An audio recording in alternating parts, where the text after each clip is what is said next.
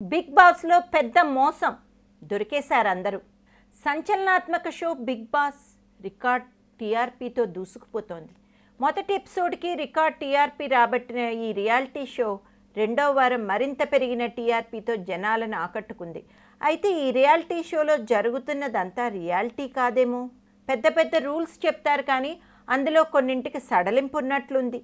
Big boss rules ప్రకారం ఇంట్లో ఉన్నవారు ఫోన్ వాడరాదు, అది ఓకే.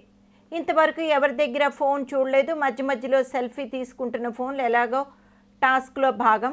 టీవీ లేదు, బయట వ్యక్తితో కనెక్షన్ లేదు, వంట వాళ్లే వండుకోవాలి, బాత్రూమ్స్ వారే శుభ్రం చేసుకోవాలి, అలాగే ఎవరి బట్టలు వారే ఉతుక్కోవాలి. మరి బాత్రూమ్స్ నిజంగానే శుభ్రం చేసుకుంటున్నారో లేదో తెలియదు, కానీ బట్టలు వాళ్లే ఉతుక్కోవట్లేదేమో. అదేంటి?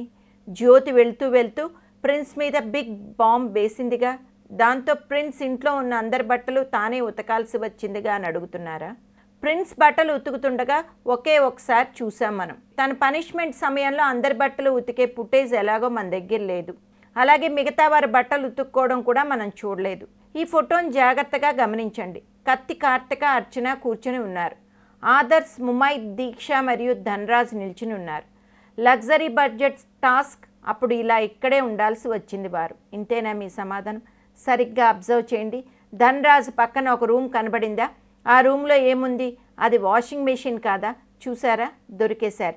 ఎవరి బట్టలు వాళ్లే పిండుకోవడం రూల్ కదా. ఎవరి బట్టలు వాళ్లే వాషింగ్ మెషిన్లో వేసుకుంటారేమో అనకండి. ఎందుకంటే ప్రిన్స్ బాత్రూమ్ దగ్గర చేత్తో బట్టలు పిండుతున్నట్టు ఆల్రెడీ మనకు చూపించారు. మరి ఇంట్లో వాషింగ్ మెషిన్ ఏం చేస్తోంది? ఇక్కడ వాషింగ్ మెషిన్ ఉండటం తప్పు కాదు. ఎవరి బట్టలు వారే పిండుకుంటారని జనాలకి చెప్పడం తప్పు. రేపు ఇంకో తప్పు జరిగితే జనాలకి షో మీద నమ్మకం పోదా అంటున్నారు ఇండస్ట్రీ వర్గం వాళ్ళు.